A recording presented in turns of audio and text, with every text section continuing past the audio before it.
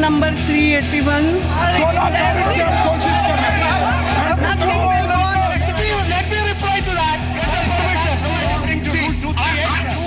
Listen to me, please. Please listen to me. Please listen to me. 19 दिनों में नहीं हुआ काम। अब तक 211 करोड़ बर्बाद। नोटबंदी सिर्फ बहाना है। विपक्ष का मकसद संसद ठप रखना है। I fail to understand this. There is no trigger from the Congress party. वो अपनी सीट पे है। संसद का शीतकालीन सत्र लगता है बिना कामकाज के ही निपटने वाला है। 16 दिसंबर को शीतकालीन सत्र समाप्त होने की लगता है, बस औपचारिक घोषणा होनी बाकी है। सवाल है, जिम्मेदार कौन है, सरकार या विपक्ष? उनके बारे में पर्सनल इंफॉर्मेशन है जो मैं लोकसभा में रखना चाहता हूं। झूठ बोलना उनकी फितरत हो गया है। झूठे आरोप लगाना उनकी आदत हो गया है। संसद में जरूर बोलें, हम सुनने को तैयार हैं। हमारा जवाब भी सुनने को तैयार है राहुल गांधी।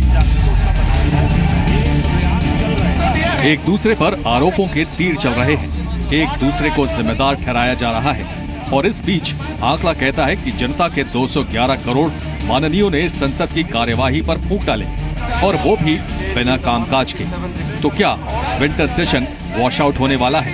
क्योंकि नोटबंदी के अलावा भी विपक्ष के पास और कई मुद्दे हैं। ये बात दीगर है कि सरकार कांग्रेस के आरोपों को झूठ का पुलिंदा करार देती है। This kind of hit and run politics can't do. Let him raise the issue and let him wait for my reply on the issue. We've examined every fact. The allegation made by the Congress party is totally false and fabricated. दरअसल नोटबंदी के मुद्दे को लेकर अब तक स्थगित होती संसद के बाकी बचे 2 दिन भी हंगामे की भेंट चढ़ने के पूरे आसार नजर आ रहे हैं, क्योंकि 16 नवंबर को जब सत्र शुरू हुआ था तब से लेकर अब तक विपक्ष और सरकार दोनों अड़े हैं। आम जनता लाइन में खड़ी है, इसकी परवाह किसे? माननीयों को तो कतई नहीं। इसी सवाल पर सबसे बड़े एनालिसिस के लिए सीधे चलते हैं जी बिजनेस स्टूडियो।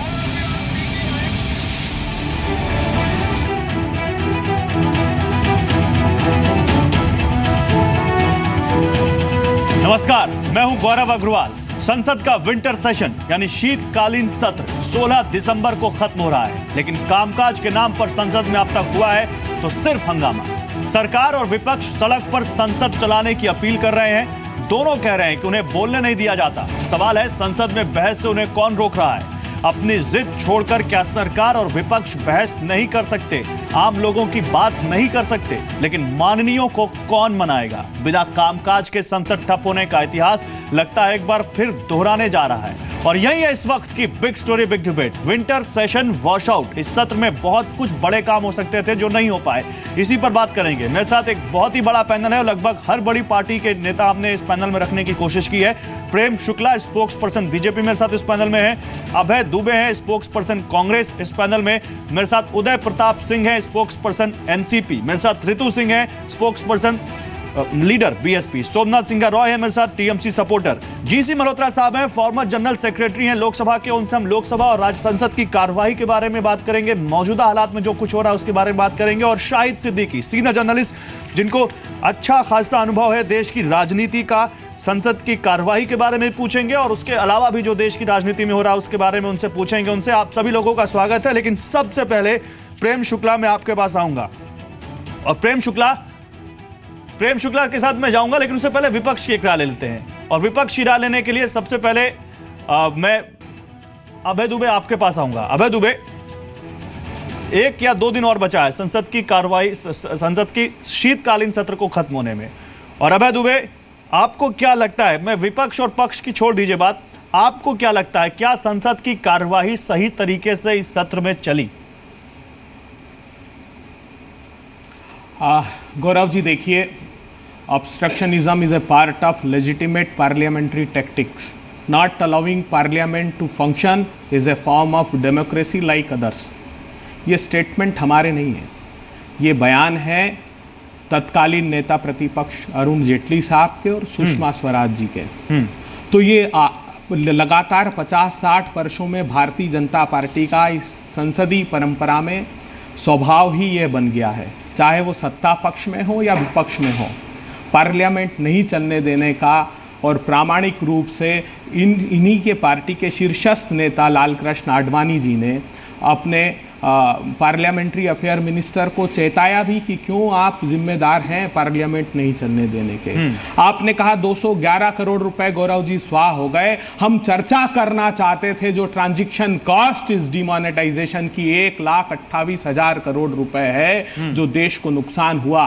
मैं जीडीपी के नुकसान की बात नहीं कर रहा, वो तो भविष्य के गर्भ में है कि 2% अगर जीडीपी का होता है तो 150 लाख करोड़ रुपए की जीडीपी है। अगर आप बजट के डॉक्यूमेंट देखें तो उसका 2% 3 लाख करोड़ रुपए होता है। ठीक है। मैं इस बात के नुकसान की भी इसे 1,28,000 करोड़ रुपए में नहीं कर रहा जो 45 करोड़ दैनिक वेतन पाने वाले लोगों को नुकसान हुआ, अनऑर्गेनाइज सेक्टर को नुकसान हुआ, फार्मर्स को नुकसान हुआ। ये बहुत बड़ा नुकसान है और कुछ नुकसान तो इररिपेरेबल है।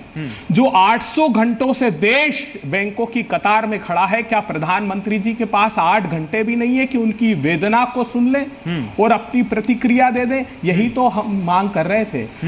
हमने कहा कि आप एडजर्नमेंट मोशन में चर्चा कराइए, सहमत नहीं हुए। हमने कहा रूल 184 में कराइए, बात नहीं मानी गई। 193 पर हम चर्चा के लिए तैयार हैं, लेकिन पक्ष चाहता है कि चर्चा ना हो ताकि देश के सामने वो सच्चाई नहीं आ सके जो देश को गंभीर खामियाजा इस डिमोनेटाइजेशन के कारण उठाना पड़ा है। ठीक है, प्रेम शुक्ला मेरे साथ जुड़ रहे हैं, उनसे मैं इस बारे में पूछूंगा, लेकिन एक राय मैं बीएसपी की भी लेता हूं यहाँ पर। ऋतु सिंह, आप भी यही बात कह रही हैं जो अभय दुबे कह रहे हैं कि सरकार का ईगो, सरकार की हठधर्मिता और उस वजह से शीतकालीन सत्र में कोई कार्रवाई नहीं हो पाई। आपको लगता है कि नहीं विपक्ष की भी इसमें कोई जिम्मेदारी थी? नहीं, देखिए, सबसे पहली जिम्मेदारी उस सरकार की थी, मोदी जी की थी। अगर विपक्ष चाहता था कि मोदी जी आए, जब मोदी जी भाषण दे सकते हैं तो हमारे सवालों का जवाब क्यों नहीं दे सकते? और सवाल इसलिए है कि आपने जो ये व्यवस्था जो की उसका लोगों को भुगतान सामने आपको दिखाई दे रहा है कि लोग लाइन में लगे हैं, और ये सिर्फ वही लोग हैं जो गरीब लोग हैं, 80% लोग हैं, 70% लोग हैं, और जो बड़े लोग हैं वो लाइन में लगे, और पैसा भी आप देख रहे हो उन्हीं बड़े लोगों के पास निकल भी रहा है। तो कहीं ना कहीं इस मुद्दे पे अगर हम आमने सामने बैठते तो बात करते कि ये जो चीजें लोगों के पास निकल रही है, हम आमने सामने बैठते, आप भी आते हैं, सत्ता पक्ष भी आता है, तो क्या विपक्ष इस हम की तरह बैठ रहा है संसद में, लगता है आपको?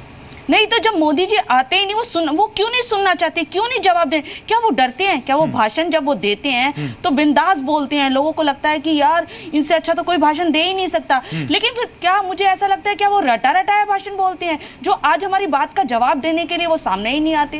अरे 2 बातें हम कहेंगे, 1 बात आप कहिए, 4 बातें आप कहेंगे, 2 बातें हम कहेंगे, कम से कम ये जो आज नुकसान, मैं एक राय टीएमसी की भी लेना चाहूंगा यहाँ पर, मैं टीएमसी की एक राय लेना चाहूंगा। सोमनाथ सिंह, आपको भी यही लगता है कि प्रधानमंत्री नहीं आएंगे जब तक संसद नहीं चलने देंगे हम? गौरव, प्रधानमंत्री तो आज भी आया था, लेकिन जिस मुद्दे पे आज ये लोकसभा और नहीं चल रहा है, ये राहुल गांधी को बोलना देना चाहिए। उन्होंने एक बात बोला है जो प्रधानमंत्री के खिलाफ उनका कुछ डॉक्यूमेंट्स है वो बोलना चाहते हैं, लेकिन उनको बोलना नहीं, टोटल स्टॉप कर रहे हैं आप लोग, बीजेपी वाले ने। जो मेन प्रॉब्लम है, क्यों कर रहा है ऐसा, क्यों? अभी पहले अरुण जेटली साहब उसका बात जो भी कहने का है, स्पीच देने का है, वो दे देंगे, इसका बाद फिर ये बीजेपी वाले ने किसी को बोलने का मौका नहीं देंगे, हल्ला गुल्ला करके वहां से पूरा संसद फिर से, मतलब आप ये कह रहे हैं सोमनाथ सिंह रॉय, आपकी सीधी बातों का एक मतलब है कि संसद में सत्ता पक्ष संसद नहीं चलने दे रहा है और इस वजह से शीतकालीन सत्र में कोई काम नहीं हुआ और विंटर सेशन वॉश आउट के लगभग संसद चलने, गौरव, संसद चलने का जिम्मेदार किसका है? संसद जिम्मेदारी छोड़िए, जिम्मेदारी मैं अभी पूछ लूंगा। मेरे साथ इस बारे में बहुत ही क्यों नहीं सर, मेरे साथ डीसी मल्होत्रा साहब हैं, लोकसभा के जनरल सेक्रेटरी रह चुके हैं, मैं उनसे पूछ लूंगा अभी और वो बता देंगे किसकी जिम्मेदारी होती है, किसकी नहीं होती है। आप ये कह रहे हैं ना कि इस शीतकालीन सत्र में सरकार की वजह से ये कोई कार्रवाई नहीं हो पाई, सिंपल। सिर्फ सरकार और नरेंद्र मोदी का वजह से, हाँ ठीक, नरेंद्र मोदी का वजह से आज नरेंद्र मोदी तो सरकार में ही है, ठीक है। उदय प्रताप सिंह, एक छोटा सा रिएक्शन आपसे। उदय प्रताप सिंह, क्या पीएम मोदी और सरकार जिम्मेदार है शीतकालीन सत्र में कोई भी कार्रवाई नहीं होने का? क्योंकि एक दिन तो ऐसा हुआ जब संसद खुली, संसद की कार्रवाई शुरू हुई और 10 मिनट बाद ही संसद की कार्रवाई ठप कर दी गई, संसद की कार्रवाई स्थगित कर दी गई अगले दिन के लिए 10 मिनट के लिए। उदय प्रताप सिंह। देखिए, जब विपक्ष का एक नेता बोलता है कि मुझे बोलने दीजिए और मेरे बोलने से भूकंप आ जाएगी और उनको बोलने नहीं दिया जाता है, जब वो बोलना चाहते हैं तो 40-50 सांसद लोकसभा में स्पीकर के पास जाके हंगामा करते हैं। तो क्या यह सरकार चाहती है कि यह सेशन नहीं चल पाए? आप सोचिए, नोटबंदी के बाद कितने जगहों से पूरे देश में कोने कोने से हर राज्य में कई बड़े शहरों में नोट पकड़े गए हैं, करेंसी बड़े बड़े तोहमे में पकड़े गए हैं, लेकिन यह नोट कहां से आए उनके पास, इसके बारे में क्या पूरा घंटा है मेरे पास, मैं उस टेक्निकलिटी में नहीं जाना चाहता, ये भी बताइए उसमें नहीं जाना चाहता कि लाइन पे क्या हो रहा है देश में, वो हम लगातार दिखा रहे हैं। सीधी बात संसद के ऊपर, संसद नहीं चल रही है, जिम्मेदार आप किसको मानते हैं? आप भी सरकार को मानते हैं जिम्मेदार? संसद की कार्रवाई नहीं चल पा रही है उसकी वजह से, सीधा आंसर हाँ या ना?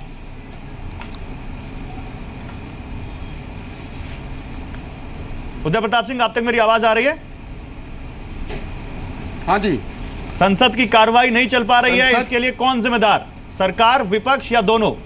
सरकार जिम्मेदार है। ठीक है, सरकार जिम्मेदार है। अगर विपक्ष तो इस देश की 4 बड़ी विपक्षी पार्टियों से मैंने पूछ लिया, प्रेम शुक्ला, अगर आप तक मेरी आवाज आ रही हो, और सब एक सुर में आपको, आपकी सरकार को कटघरे में खड़ा कर रहे हैं, आप संसद की कार्रवाई नहीं चलने दे रहे हैं, और इस वजह से, ये विपक्ष का आरोप है, इस वजह से विंटर सेशन में कोई काम नहीं हो पाया है। विंटर सेशन की कार्रवाई में गिना दूं, 18 नवंबर को 32 मिनट काम हुआ है, 22 नवंबर को 30 मिनट काम हुआ है, 30 नवंबर को 31 मिनट काम हुआ है, और एक दिन ऐसा था जब केवल 10 मिनट काम हुआ है। जवाब दीजिए, देश की जनता पूछना चाहती है, संसद में काम क्यों नहीं हो पा रहा है? देखिए गौरव जी, संकट जो है विपक्ष की अपनी जो है हठधर्मिता का है। डिमोनेटाइजेशन का मुद्दा तो इस सत्र में आया, शीतकालीन सत्र में 2014 से जब से आदरणीय नरेंद्र मोदी जी के नेतृत्व में राष्ट्रीय जनतांत्रिक गठबंधन सरकार सत्ता में आई है, तब से कौन सा सत्र जो है इन्होंने स्विफ्टली चलने दिया है? डिमोनेटाइजेशन का मुद्दा तो अब आया है। पहला जो बजट सत्र जुलाई में आया 2014 में, उसको क्यों नहीं चलने दिया गया? फिर जो शीतकालीन सत्र आया 2014 में, क्यों नहीं चलने दिया? फिर जो बजट सत्र आया 2015, क्यों हंगामे किए गए? फिर मानसून सत्र 2015 क्यों हंगामे किए गए? उससे पहले यूपी गवर्नमेंट, गवर्नमेंट में भी क्यों चले नहीं? सोमनाथ सिंह, मैं सबसे पहले आप सभी से कह दूं, आप सबसे कह दूं, एक एक करके बात करिए प्लीज, किसी को बीच में मत टोकिए वरना व्यूअर को बात समझ में नहीं आएगी, और जो बीच में टोकेगा तो मुझे बहुत संयम से आप लोगों को किसी को बीच में उनको टोकना पड़ेगा, इसलिए प्लीज एक एक करके बात करते हैं। बोलिए। जी गौरव जी, ठीक कह रहे हैं आप, ठीक ये 2014 से लगातार, चूंकि जो सत्ता में बैठे थे और जो समझते थे सत्ता हमारे लिए जो है अनुवांशिक संपत्ति है, उनके हाथ से सत्ता सरक जाने के कारण वो बहुत ज्यादा बौखलाए हुए हैं, और उस बौखलाहट के कारण बारंबार जो है कोई ना कोई नहीं, लेकिन प्रेम शुक्ला, आप मेरे साथ शायद उस वक्त नहीं जुड़े थे जब मैंने अभय दुबे से सवाल पूछा था, और उन्होंने आपके नेता प्रतिपक्ष, जब आप विपक्ष में हुआ करते थे, अरुण जेटली का एक बयान पढ़ के सुनाया था, और उन्होंने बताया था कि किस तरह से जब बीजेपी विपक्ष में थी तो वो संसद की कार्यवाही नहीं चलने देते थी। राइट, नहीं, वही तो बोल रहा हूं। आप उसको समग्रता में देखिए कृपा करके गौरव जी, समग्रता में देखिए। भारतीय जनता पार्टी 1989 से लेकर 2014 तक तमाम संसदीय सत्रों में बारंबार जो है वो सत्ता पक्ष को क्यों समर्थन देती रही, इसका भी ध्यान दीजिए ना। 2G को छोड़ के, जब 2G घोटाले पर जब प्रधानमंत्री मौन साध लेते थे, जब प्रधानमंत्री स्वयं बयान देते थे कि मेरा एक मौन जो है बहुत सारी बातों का जवाब दे देता है, जब प्रधानमंत्री जी स्वयं जो है कोयला मंत्रालय के प्रभारी थे और कोयला मंत्रालय की फाइलें गायब हो गई थी, उस पर भी जवाब देने के लिए तैयार नहीं थे, जब 2G स्कैम पर जो है सुप्रीम कोर्ट के हस्तक्षेप के बाद FIR फाइल हो रहे थे, इस तरह का कोई स्कैम जिसका सबूत से भी ज्यादा है, कोर्ट में दिखा दे, 2G से भी ज्यादा है। शोभा सिंह, प्लीज होल्ड ऑन। शोभा सिंह, आऊंगा आपके पास। एक सबूत दे दीजिए ना, एक सबूत दे दीजिए, मैं आपको चुनौती देता हूँ, एक सबूत राहुल गांधी तो बोले नहीं, आप लोग तो बोले ही नहीं दे रहे। ठीक है, सोमनाथ सिंह का ऑर्डर। प्रेम शुक्ला आपकी बात पूरी हो गई। प्रेम शुक्ला आपकी बात पूरी हो गई। प्रेम शुक्ला आपकी बात पूरी हो गई। मतलब जेपीसी नहीं गठित कर रहे थे। एक मिनट सोमनाथ सिंह, एक मिनट। प्रेम शुक्ला आपकी बात पूरी हो गई। मतलब लेकिन मुझे टोका टोकी कर रहे हैं। नहीं, आपकी बात पूरी हो गई कि संसद आप चलाना चाहते हैं लेकिन विपक्ष नहीं सहयोग दे रहा, आप यही कह रहे हैं? नहीं, ठीक है, मैं मान लेता हूं। नहीं, विपक्ष जो है आपराधिक षड्यंत्र के तहत नहीं होने दे रहा है। चलिए, आपराधिक षड्यंत्र नहीं होने दे रहा। शायद सिद्दीकी, आप इस देश की राजनीति को समझते हैं, आप इस देश की राजनीति को संसद के अंदर जो हो रहा है वो भी समझते हैं, संसद के बाहर भी जो भी हो रहा है समझते हैं। शायद सिद्दीकी, मैं आपके पास आऊं, उससे पहले एक कमेंट मैं मल्होत्रा साहब से ले लूं क्योंकि वो टेक्निकलिटीज को समझते हैं, फिर मैं आपके पास इसके एक ब्रॉड एनालिसिस के लिए आऊंगा। मल्होत्रा साहब, सर, आप संसद की कार्रवाई को आपने जितनी करीब से देखा है, शायद इस पैनल में उतने करीब से और उतनी टेक्निकलिटी से किसी और ने देखा होगा, समझा होगा। मल्होत्रा साहब, इस देश के लोग नहीं समझ पा रहे कि संसद किसकी वजह से नहीं चल पा रही। इस देश के लोग ये नहीं समझ पा रहे कि उनके हित के जो तमाम बिल इस सत्र में आने थे, टेबल पर आने थे, पास होने थे, हो सकता था उस पर एक बड़ी कंस्ट्रक्टिव चर्चा होती जो देश के लोगों को सुनने को मिलती, वो नहीं हो पा रही है। सिवाय हंगामे के और शोर शराबे के उनको कुछ सुनने को नहीं मिल रहा है। मल्होत्रा साहब, क्या आप भी मानते हैं कि क्या किसी एक पक्ष की वजह से संसद नहीं चल पा रही है? मैं मानता हूं कि संसद का ना चलना ये सबकी जिम्मेवारी है। All are responsible. आमतौर पे क्या होता है कि जिम्मेवारी प्राइमरीली सदन को चलाने की स्पीकर साहब की होती है और स्पीकर साहब हाउस को चलाते हैं ओपोजिशन और गवर्नमेंट के सहयोग से। हर रोज़ बिजनेस एडवाइजरी कमेटी की और लीडर्स की मीटिंग होती है। वहाँ मीटिंग में पहले सब एग्री कर जाते हैं स्पीकर के साथ कि हम इस तरह हाउस चलाएंगे, पर हाउस में जाते ही वेल में आना चालू हो जाता है। ये कुछ सालों से ये जो प्रक्रिया चालू हुई है, इसका बड़ा खेद है और बहुत नुकसानदायक है। अब जिम्मेवारी किस इशू की है? अभी तक जो डिमांड्स आती रहीं कि प्रधानमंत्री प्रेजेंट होने चाहिए और गवर्नमेंट कहती थी कि इसका डीमोनेटाइजेशन का जवाब देने के लिए फाइनेंस मिनिस्टर काफ़ी हैं। अब आमतौर पे ये ठीक बात है, पर क्योंकि ये इशू ऐसा था जिसमें प्रधानमंत्री जी ने पहल की थी तो उनको आना चाहिए था और वो आ गए। अब 2 दिन और रह गए हैं। कल भी, आज भी आए वो, कल नहीं भी सर, आए लेकिन थे। एक बात नहीं समझ में आ रही सर, आप ज्यादा बेहतर समझते होंगे सर। एक बात समझ में नहीं आ रही, प्रधानमंत्री बोले, प्रधानमंत्री संदर्भ में मौजूद हैं, लेकिन प्रधानमंत्री कैसे बोले? लोकसभा में मुझे बोलने नहीं दिया जा रहा। ये विपक्ष के एक बड़े नेता आरोप लगा रहे हैं, कह रहे हैं कि मैं बोलूंगा तो भूचाल आ जाएगा। सर, बोलना हर कोई चाहता है और हर कोई एक दूसरे पर आरोप लगा रहा है। किसकी वजह से सर ये नहीं हो पा रही है, संसद की कार्रवाई नहीं चल पा रही? देखिए, बोलने के लिए एक मोशन होता है। मोशन जब मूव होगा तो उसके ऊपर डिबेट चालू होगी। अब गवर्नमेंट कहती है कि 193 रूल के अंडर लोकसभा में ये बहस हो जाए, इसको हम बोलते हैं टॉकिंग आउट मोशन।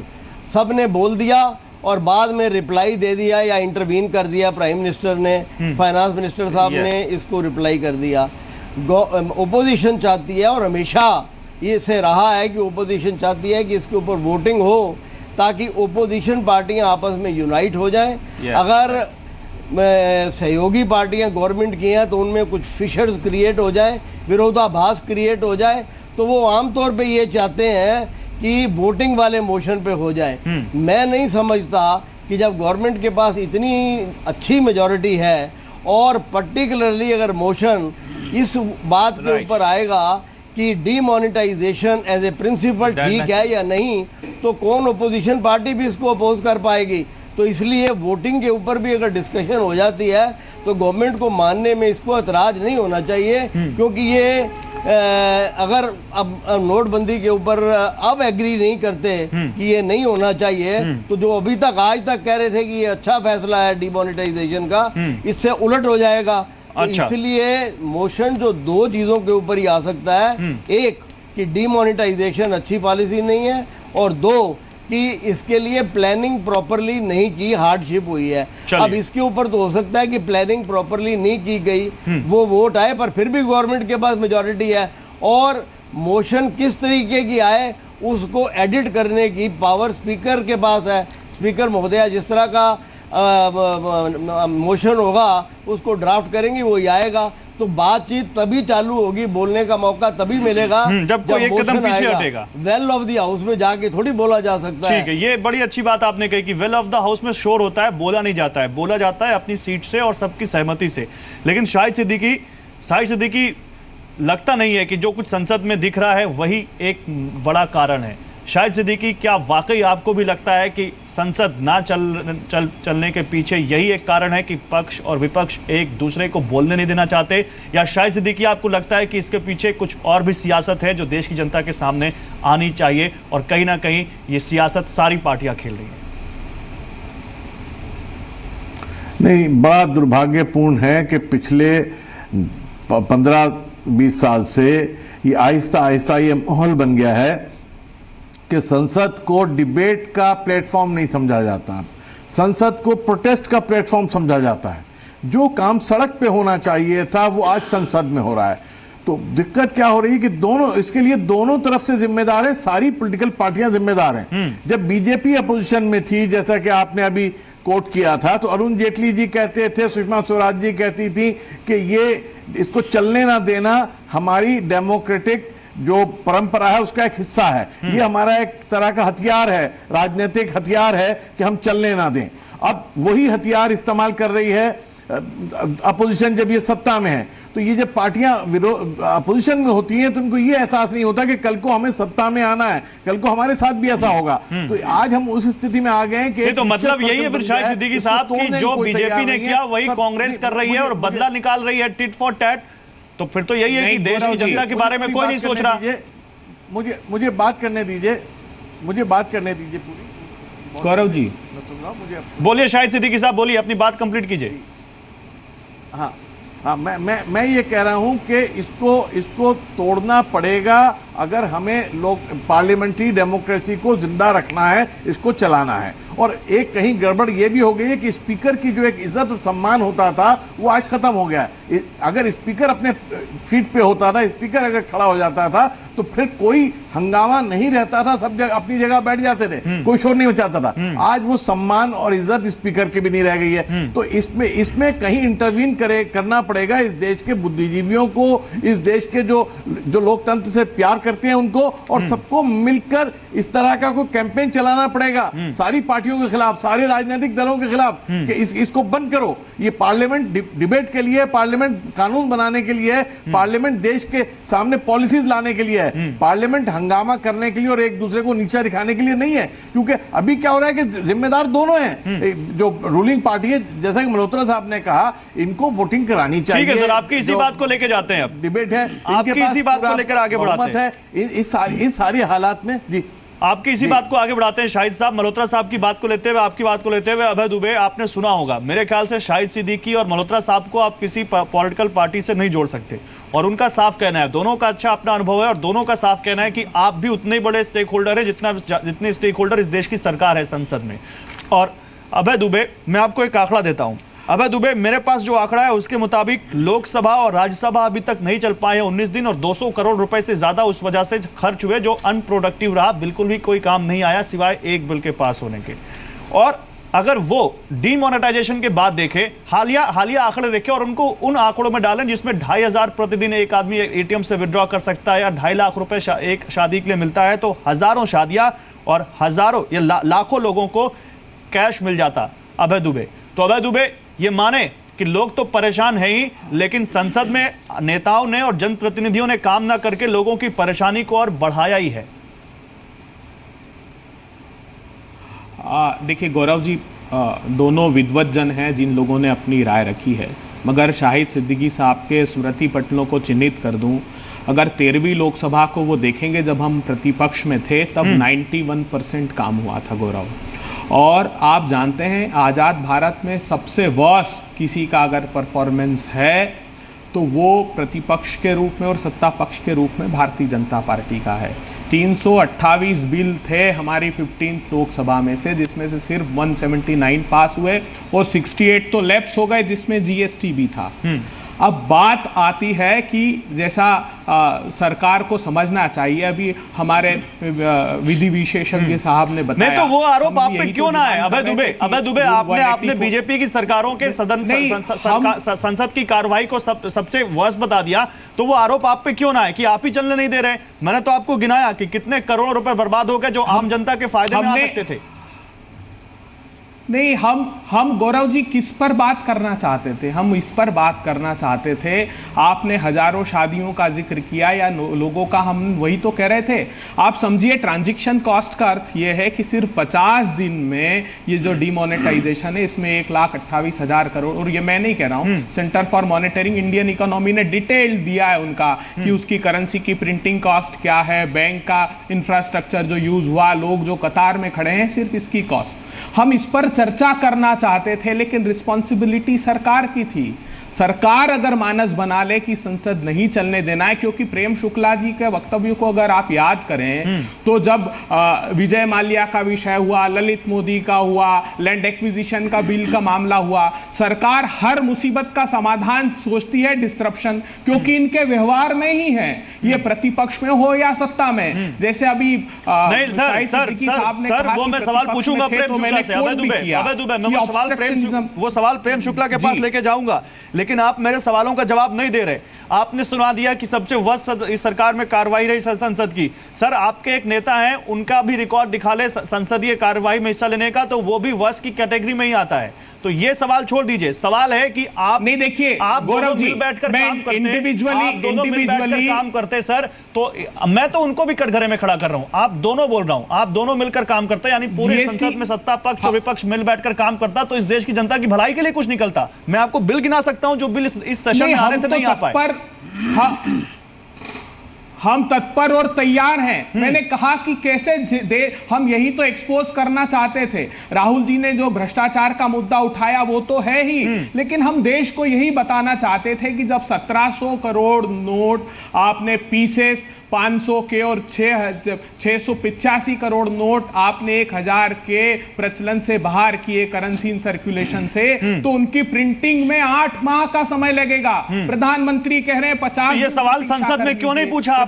ये सवाल संसद में प्रधानमंत्री से, वित्त मंत्री से क्यों नहीं पूछा आपने? और ये सवाल का जवाब वित्त मंत्री से क्यों नहीं लिया आपने? प्रेम शुक्ला, क्या इस डेडलॉक का भय की वजह से सरकार नहीं चाहती कि प्रेम शुक्ला तो क्या माने कि सरकार, प्रेम शुक्ला तो क्या माने कि सरकार भी नाकाम रही है इस डेडलॉक को तोड़ने में?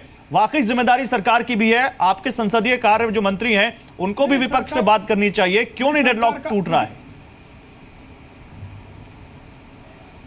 देखिए सर, अभी इसी पैनल में जो है आदरणीय मल्होत्रा जी ने बताया कि बिजनेस एडवाइजरी कमेटी की मीटिंग में स्पीकर के सामने सभी डिस्कस करके आते हैं, सहमत होकर आते हैं कि हम संसदीय कार्यवाही को चलाएंगे, और जैसे ही सदन में आते हैं वेल में चले आते हैं, सारी जो उनकी सहमति है वह सहमति में तब्दील हो जाती है। कारण इसका ऐसा है कि इनका जो नेतृत्व है वो संसदीय परंपरा में विश्वास नहीं करता। राहुल गांधी जी आदरणीय इनके भविष्य के सर्वोच्च नेता हैं, उनका अटेंडेंस जो का राष्ट्रीय औसत जो है 82% है और उनका 55% है। उनका जो है सवाल पूछने में 171 राष्ट्रीय औसत है, उनका 0। अरे प्रधानमंत्री जी कहाँ आते मुझे बताइए आप। राष्ट्रीय औसत उनका 11 जो शीर्षस्थ नेता है वो संगठनात्मक गतिविधियों के लिए भी काम करते हैं। आप देखिए अब डिसरप्ट कर रहे हैं। डिसरप्शन किसका डिसरप्ट कर रहे हैं? प्रधानमंत्री जी तो होते हुए तक नहीं आते। आप बताइए मुझे। ठीक से आप कृपया इस डिबेट को डिसरप्ट मत कीजिए। आप अपना डिसरप्टिव एलिमेंट जो है इस डिबेट में ना लाइए, कृपया एक्सपोज मत कीजिए। नहीं, बोलिए। मैंने आपको बहुत गंभीरता से धैर्य से सुना है, जरा सुन लीजिए आप। बोलिए प्रेम शुक्ला। इन्हीं के एक नेता हैं आदरणीय शशि थरूर जी, बड़े मुझे लगता है बड़े विद्वान हैं। उन्होंने एक प्रस्ताव रखा है 2 दिन पहले ही कि जो संसद को डिसरप्ट करे ऐसे व्यक्ति की सदस्यता ऑटोमेटिकली सस्पेंड होनी चाहिए। क्या इस शशि थरूर के इस जो है प्रस्ताव को कांग्रेस स्वीकारती है? इनके बड़े विद्वान व्यक्ति हैं वो। इनके तो आडवाणी जी का वक्तव्य के आधार पर पार्लियामेंट्री मिनिस्टर की सस्पेंड हो जाएगी। आडवाणी जी नहीं, कृपया मैं तो कह रहा हूँ ना, नहीं आडवाणी जी ने स्पीकर की जो है किसी प्रकार के और स्पीकर सस्पेंड नहीं हुआ करते। नहीं, स्पीकर की बात नहीं करता मैं। उन्होंने आपत्ति जताई थी अभय दुबे और स्पीकर को जाकर क्लैरिफाई नहीं किया था कि उन्होंने स्पीकर पे कोई सवाल नहीं उठाया। अभय दुबे लाल कृष्ण आडवाणी ने साफ कहा था कि उन्होंने स्पीकर को लेकर कोई सवाल नहीं उठाया, उन्होंने मुलाकात की थी। ये इस तरह की बातें ना कीजिए। नहीं, स्पीकर संवैधानिक पद है, हमको उस पर बात भी अभय जी बहुत हल्की बातें कर रहे हैं और डिस्टर्ब कर रहे हैं। अभय जी हल्की बातें, चलिए छोड़िए अभय जी को, अभय जी की बात छोड़िए।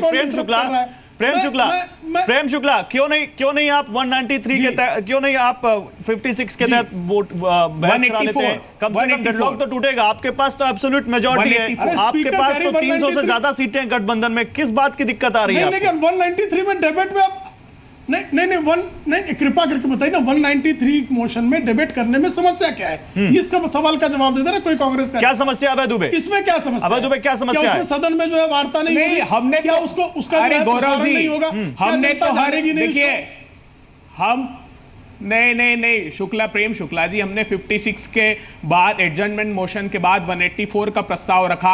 उसके बाद हम हर 193 पर भी हम चर्चा के लिए तैयार थे, मगर हमारा कहना था कि प्रधानमंत्री जी सुने तो सही। तो फिर ऐसा नहीं है क्योंकि ये कलेक्टिव डिसीजन पार्लियामेंट में नहीं था, ये आत्मकेंद्रित निर्णय प्रधानमंत्री जी का था, डिमोनेटाइजेशन का, मतलब इसलिए उनको कम से कम सुनना चाहिए था। सोमनाथ सिंह, आप मतलब पूरा विपक्ष, कांग्रेस भी शामिल है, दूसरी विपक्षी पार्टियां भी शामिल है, जब आप 193 पे सहमत हैं तो प्रधानमंत्री तो इससे पहले भी थे सदन में, आज भी सदन में मौजूद थे, दिक्कत क्या आ रही है? फिर क्यों नहीं हो पा रही है चर्चा?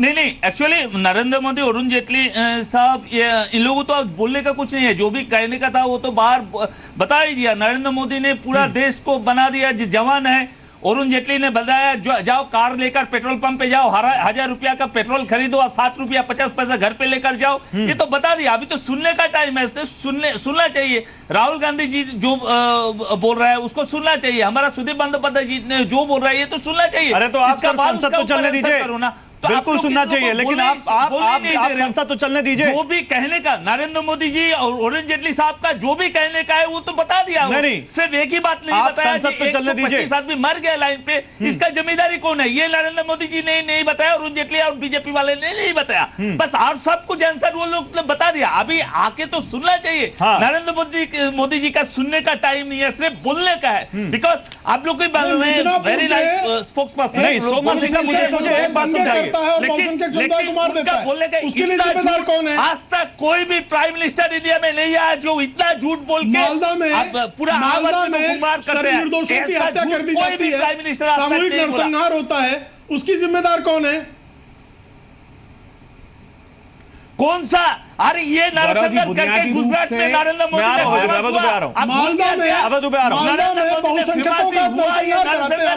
जिम्मेदार है, भूल गया क्या? चोपड़ा नहीं, सोमनाथ सिंह, मालदा में नरसंहार का जिम्मेदार शाहिद साहब आ रहा हूं। सोमनाथ सिंह, मुझे मालूम है, सोमनाथ सिंह सुनिए, सोमनाथ सिंह मुझे मालूम है आपके पास वक्त कम है, आपको कहीं और जाना है, इसलिए सोमनाथ सिंह मेरा सवाल सुनिए। सोमनाथ सिंह, आप बार बार कह रहे हैं प्रधानमंत्री जवाब दे, प्रधानमंत्री जवाब दे। राष्ट्रपति की बातों की वैल्यू आपके लिए है कि नहीं है? राष्ट्रपति ने क्या कहा था, आपने सुना था?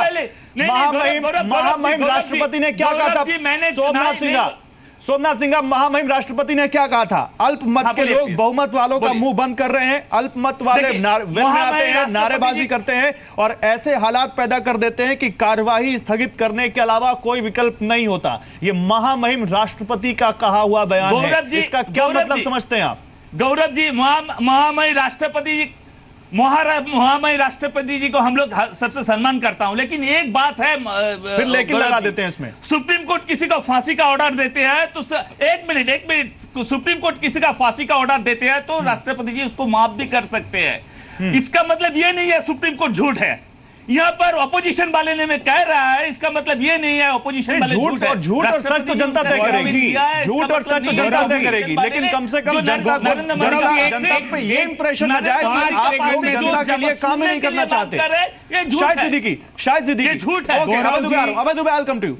अभय दुबे, महामहिम राष्ट्रपति जी ने जो वक्तव्य दिया गौरव जी, उसमें राज्यसभा में भारतीय जनता पार्टी बहुमत में नहीं है, तो क्या राज्यसभा के लिए भारतीय जनता पार्टी के खिलाफ वक्तव्य दिया? नहीं, तो राज्यसभा में तो कोई एक भी पार्टी जी ने तो कोई एक भी पार्टी बहुत वर्ष से नहीं है, इसीलिए तो क्या राज्यसभा, इसलिए उसको टोटलिटी में देखिए आप, क्योंकि रिस्पॉन्सिबिलिटी सरकार की है। ठीक है, शाहिद सिद्दीकी, आप कैसे देखते हैं सरकार की टोटलिटी में भी देखते हैं? शाहिद सिद्दीकी जी, देखिए देखिए रिस्पॉन्सिबिलिटी, जिम्मेदारी तो दोनों की होती है, इसमें कोई शक नहीं है, लेकिन यहाँ पे एक चीज ये है कि मुझे ऐसा लग रहा है कि दोनों तरफ से पूरी कोशिश है कि संसद ना चले क्योंकि बिल्कुल सही बात कह रहे हैं। मेरी इंफॉर्मेशन है वो ये है कि कल ये समझ बन गई थी सरकार में और विरोधी दलों में कि फ्री विलिंग डिबेट होगी। डिबेट जो है उसमें किसी एक को बोलने दिया जाएगा, जो चाहेगा बोलेगा, जो पहला चाहेगा बोलेगा। तो अपोजिशन चाहती थी कि सबसे पहले राहुल गांधी बोले, लेकिन सरकार को यह लगता था कि राहुल गांधी के बोलने के बाद ये चलने नहीं देंगे संसद, और संसद जो है ठप हो जाएगी। इसलिए सुबह आज जाके पार्लियामेंट्री अफेयर्स मिनिस्टर ने स्पीकर से यह कहा कि आप जो है पहले अरुण जेटली जी को बोलने दीजिए, और सरकार ये चाहती है कि पहले अरुण जेटली बोल लें, लेकिन अपोजिशन को ये डर था कि अरुण जेटली के बोलने के बाद ये किसी को नहीं बोलने देंगे। तो ये जो एक लैक ऑफ कॉन्फिडेंस है, दोनों तरफ से भरोसा नहीं है, दोनों समझ रहे हैं कि एक के बोलने के बाद संसद नहीं चलेगा। राहुल गांधी बोल लिए तो संसद नहीं चलेगी, अरुण जेटली बोल लिए फिर संसद नहीं चलेगी। ये एक बड़ा मसला आज हो गया है। ये एक बड़ी दुर्भाग्य की स्थिति दिखती है शायद सिद्दीकी, जब स्पीकर को जब हम सोचना पड़ेगा, स्पीकर को एक जी शायद सिद्दीकी साहब, बड़ी दुर्भाग्य की स्थिति दिखती है जब संसद में भी संसद से पहले बिजनेस एडवाइजरी कमेटी की मीटिंग में जब दोनों या तमाम दल मिलकर जब एक बात पर सहमत होते हैं और संसद में आते ही वो सहमति नदारद हो जाती है। नहीं तो आज सरकार ने वो सहमति खत्म कर दी। ये कल सहमति हो गई थी दोनों के बीच में, और ये स्पीकर को इन्फॉर्म कर दिया गया था कि ये ऐसी सहमति है, लेकिन आज जो है सरकार उससे पलट गई। तो हो ये रहा है कि दोनों को एक दूसरे पे भरोसा नहीं है, दोनों एक दूसरे को और ये भरोसा क्यों नहीं है उदय प्रताप सिंह? और लोकतंत्र चल नहीं सकता, पार्लियामेंट्री डेमोक्रेसी चल नहीं सकती जब तक एक कहीं कॉन्फिडेंस ना हो। उदय प्रताप सिंह, ये लैक ऑफ कॉन्फिडेंस क्यों आ रहा है? ये डेडलॉक क्यों बना हुआ है? उदय प्रताप सिंह, आपको सरकार पे भरोसा क्यों नहीं है? आपको क्यों लगता है कि सरकार अगर पहले बोल लेगी तो फिर आपको बोलने का मौका नहीं मिलेगा? नहीं, देखिए, जैसा सरकार बोलने नहीं देना चाह रही है, अगर सरकार चाहती है कि लोकसभा सांसद चले तो विपक्ष को बोलने क्यों नहीं दे रही है? पहले क्यों खुद पहले बोलना देना चाह रही है? क्यों बोलने से अगर कुछ तथ्य बाहर आ जाएंगे जिससे हंगामा मच जाएगा या विपक्ष का एक नेता कहता है कि भूचाल आ जाएगा, तो उनको बोलने का मौका देना चाहिए। क्या संसद में बोलने से ही भूचाल आता है क्या? और संसद में जो नेता संसद में बोल के भूचाल ला रहे हैं वो प्रेस कॉन्फ्रेंस से भूचाल नहीं ला सकते? गौरव जी, क्या प्रेस कॉन्फ्रेंस को टीवी पर नहीं दिखाया जाता? गौरव जी, क्या प्रेस कॉन्फ्रेंस अखबार में नहीं छपती? गौरव जी, वो रिकॉर्ड पर आती है। पार्लियामेंट में कही हुई बात रिकॉर्ड का डॉक्यूमेंट होती है, इसलिए भारतीय जनता पार्टी की सरकार नहीं चाहती कि वो रिकॉर्ड पर तथ्य आए भ्रष्टाचार के। भारतीय जनता पार्टी की सरकार को पता है कि 13 लाख करोड़ रुपए के लगभग 12.5 लाख करोड़ रुपए वापस आ गया और 50,000 करोड़ रुपए कैश इन हैंड था। ठीक है, अबे दुबे, तो आप ये कह रहे हैं, अबे दुबे मेरी बात सुनिए, अबे दुबे मेरी बात सुनिए, आप अबे दुबे, तो आप ये कह रहे हैं कि इस देश में किए गए बड़े भ्रष्टाचार को आप तब तक नहीं सामने लाएंगे जब तक संसद में बोलने नहीं दिया जाएगा, चाहे उससे जनता का कितना नुकसान हो। नहीं, वो तो आएगा, तब तक नहीं लाएंगे। अरे सर, अगर वो जनता के हित की बात है तो आप तुरंत बताइए लोगों को, वो लोगों के रिकॉर्ड में आएगी। रिकॉर्ड पर आए पार्लियामेंट के। हाँ, सारे देश में इतने बड़े बड़े नोट पकड़े जा रहे हैं, न्यू करेंसी पकड़ी जा रही है, तो क्या यह भ्रष्टाचार नहीं है? अगर छोटे छोटे व्यापारियों को बैंकों के माध्यम से इतने नोट मिल रहे हैं, तो जो प्रधानमंत्री के इर्द गिर्द बड़े व्यापारी हैं उनके कोटराई में, तो उन्होंने कितना इसका फायदा लिया? चलिए, प्रधानमंत्री के इर्द गिर्द में बड़े व्यापारी हैं कोटरी में, उनको नहीं पकड़ा जा रहा है। प्रेम शुक्ला जवाब दीजिए। और संसद में आप इसलिए नहीं बोलने दे रहे हैं क्योंकि चीज ऑन रिकॉर्ड होगी और संसद की कार्रवाई में दर्ज की जाएगी। प्रेम शुक्ला जवाब दीजिए। मैं आ रहा हूं मल्होत्रा साहब, उसके बाद आपके पास फिर आता हूं आपके पास। उसमें प्रेम शुक्ला जवाब दीजिए। नहीं, दो प्रश्न उपस्थित किए गए। दो प्रश्न उपस्थित किए गए। एक अभय दुबे जी का प्रश्न है। अभय दुबे जी जो कह रहे हैं, देखिए, दरअसल राहुल गांधी जो है संसद में सांसदों को प्राप्त विशेषाधिकार का दुरुपयोग करना चाहते हैं। उनको पता कि अगर मैं संसद में कुछ भी कह दूंगा, निराधार भी आरोप लगा दूंगा, तो प्रोसिक्यूशन के लिए जो है लायबल नहीं रहूंगा। इसलिए प्रेस कॉन्फ्रेंस में वो अपनी बात नहीं रख रहे हैं, आपके प्रश्न का जवाब नहीं देना चाहते। ये जवाब है आपके सवाल का। उदय प्रताप सिंह जी जो कह रहे हैं, अगर सरकार भ्रष्टाचारियों को प्रश्न दे रही लिया इन्होंने कि वो इसलिए नहीं बोलने देना चाहते। लोग पकड़े जा रहे हैं नोट के साथ, छोटे से लेके बड़े तक छोटा नहीं, हम नहीं बोलने देने की बात कर रहे हैं, हम तो कह रहे हैं ना आप आइए प्रेम शुक्ला जी, पार्लियामेंट में जो है एक प्रश्न का जवाब दीजिए जो पहले दिन राहुल मैंने गांधी जी पूछा को है। चुनौती है, क्यों बात कर रहे गौरव जी, हैं? क्या संकट है? आज एक उदय प्रताप सिंह की भी बात का जवाब नहीं दिया जरा मेरे उदय प्रताप सिंह की बात का जवाब प्रधानमंत्री जी की घोषणा के अभय पहले जी बड़ा अमाउंट जी जरा लोगों मौका ने दीजिए, बैंक में जमा धैर्य तो कराया। रखिए, आप अधीर क्यों हो गौरव रहे जी हैं? वो इंक्रीमेंटल अभय जी आपका भय किस बात का है? से कैसे आरबीआई ने अभय लागू जी किया? क्या चलिए सुन लीजिए, अभय दुबे मैं आऊंगा आपके पास, ये सवाल उठाइएगा, इंक्रीमेंटल सीआरआर का भी सवाल उठाइएगा, लेकिन अभय उनकी बात जरा बोलिए, निर्भय हो जाइए। बोलिए प्रेम शुक्ला बोलिए।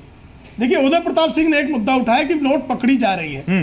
एक उन्होंने मुद्दा उठाया कि नोटें बड़े पैमाने, अगर सरकार भ्रष्टाचारियों को प्रश्रय दे रही होती तो नोट पकड़ कौन रहा है?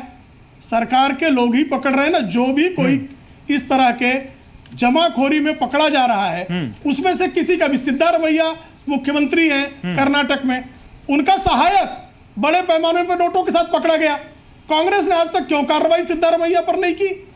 और भारतीय जनता पार्टी का एक पदाधिकारी तमिलनाडु में पकड़ा गया, उसको तत्काल पार्टी से सस्पेंड कर दिया गया। अरे तो साहब, कई जो सारे भारतीय दूध का दूध जनता और पानी का पार्टी पानी के करने के लिए नेताओं के हम यहाँ तैयार पकड़े जा हैं, रहे हैं। लेकिन जिन्होंने मिलावट, भ्रष्टाचार, काला धन, भ्रष्टाचारियों को प्रश्रय देना,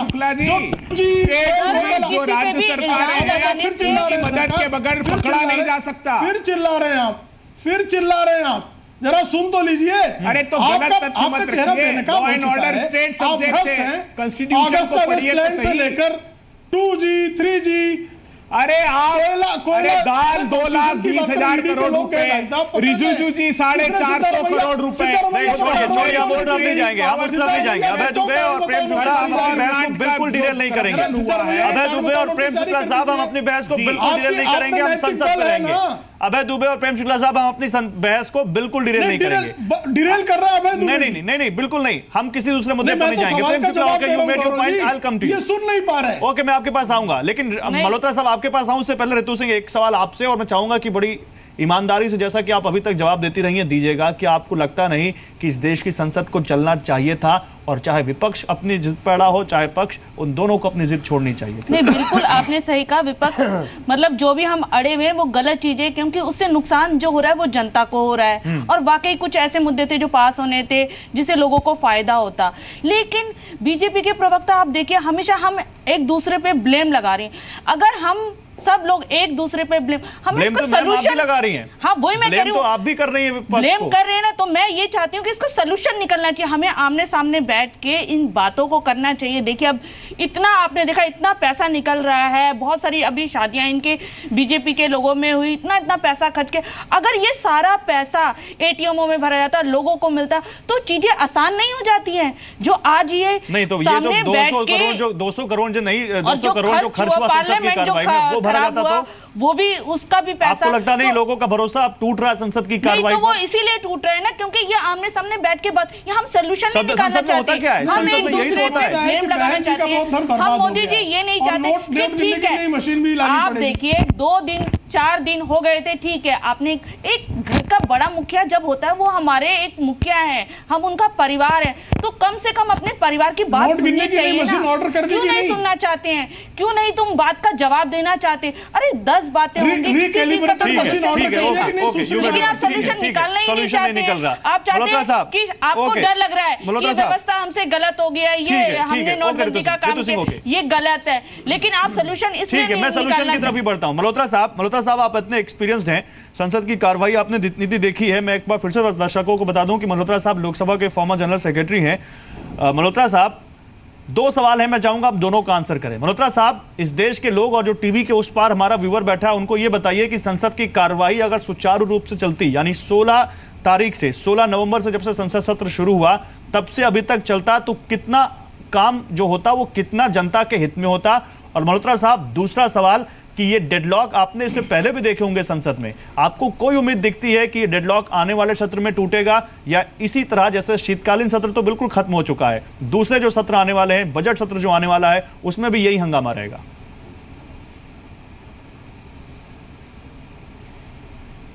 देखिए, ये आप खुद ही कह चुके हैं कि 200 करोड़ से ऊपर का नुकसान हो चुका है संसद ना चलने की वजह से।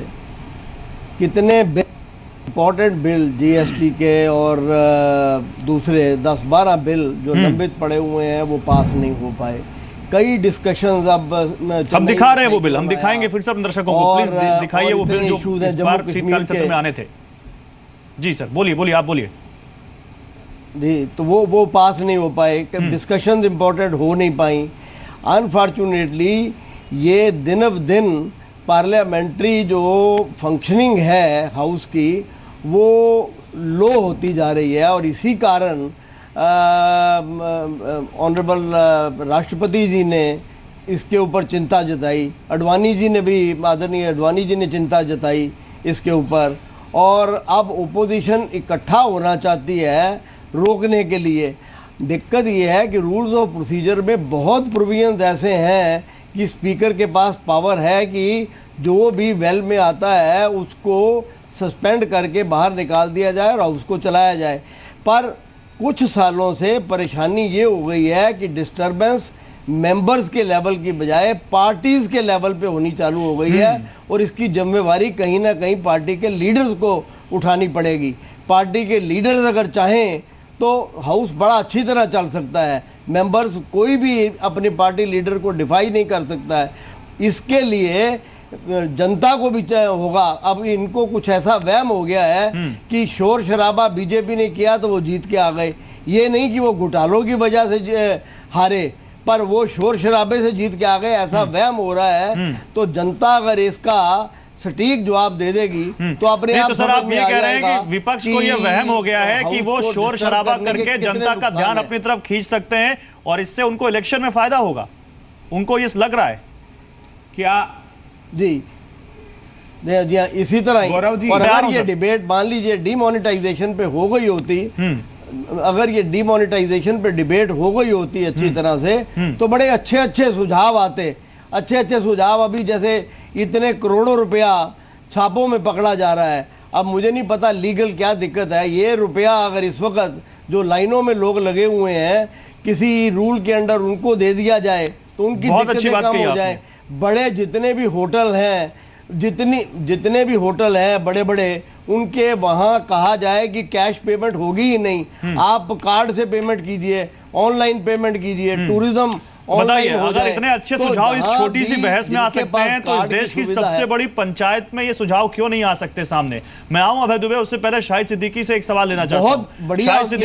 शाहिद सिद्दीकी, क्या आपको लगता है कि जनता में भी इसका इंप्रेशन बहुत गलत जा रहा है और जनता का भी पॉलिटिकल पार्टीज पे आने वाले दिनों में जो भरोसा है इन दिनों में लगातार कम हुआ है और पॉलिटिकल पार्टियों पे अब लोग ज्यादा भरोसा नहीं करते क्योंकि उनको भी लगता है कि पॉलिटिकल पार्टियों को जो करना चाहिए वो संसद में दिख नहीं रहा? नहीं, मैंने तो पहले ही कहा था कि लोगों का बिल्कुल भरोसा उठ गया है राजनीतिक दलों के ऊपर, राजनीतिज्ञों के ऊपर से। और दिक्कत ये हुई है कि जब से ये पार्लियामेंट की डिबेट जो है लाइव दिखाई जाने लगी है तो पार्लियामेंट एमपीज ने ये समझ लिया है कि हमारे ऊपर कैमरा तब आएगा, हमारी खबर तब बनेगी, हमारी बात तब देश के सामने आएगी जब कोई हम हंगामा करेंगे।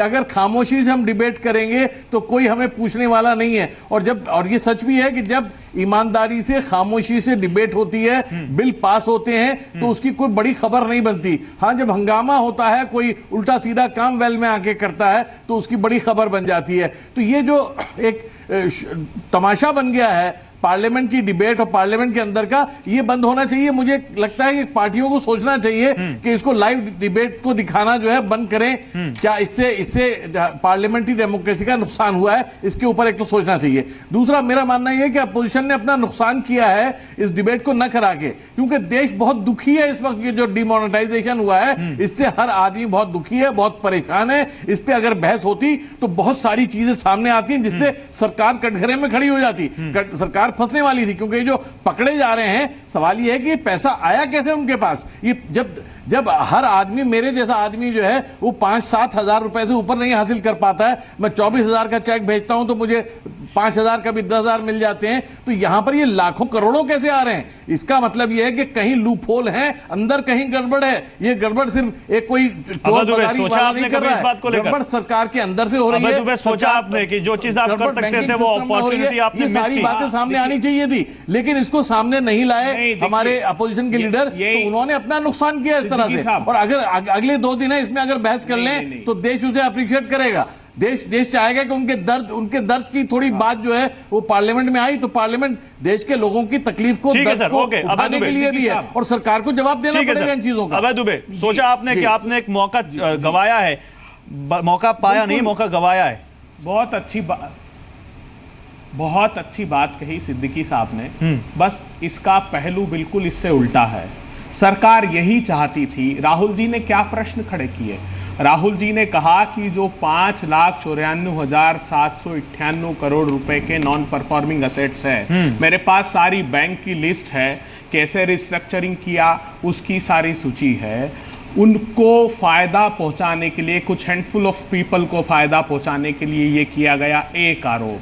दूसरा, उन्होंने जो करप्शन का आरोप लगाया वो। इस बात को उठाइए ना। तीसरा बड़ा मुद्दा जो मैं शुरू दिन से उठा रहा हूं, सुन लीजिए, जो तीसरा बड़ा विषय था, जो मैंने कहा कि आप देखिए कि किन लोगों ने इस अनाउंसमेंट के पहले टाइम और डिमांड डिपॉजिट में बड़ा पैसा उनको लोन क्यों दिया था अहमद पटेल के कहने पर? और इस तरीके से होता है। गौरव जी सुन लीजिए, उसका भी जरा ख्याल दिलाइए। शुक्ला जी सुन लीजिए, धैर्य पूर्वक सुन लीजिए। नॉन परफॉर्मिंग एसेट क्रिएट क्यों हुए? क्यों, क्या किया? गौरव जी एक बड़ा खुलासा करता हूं।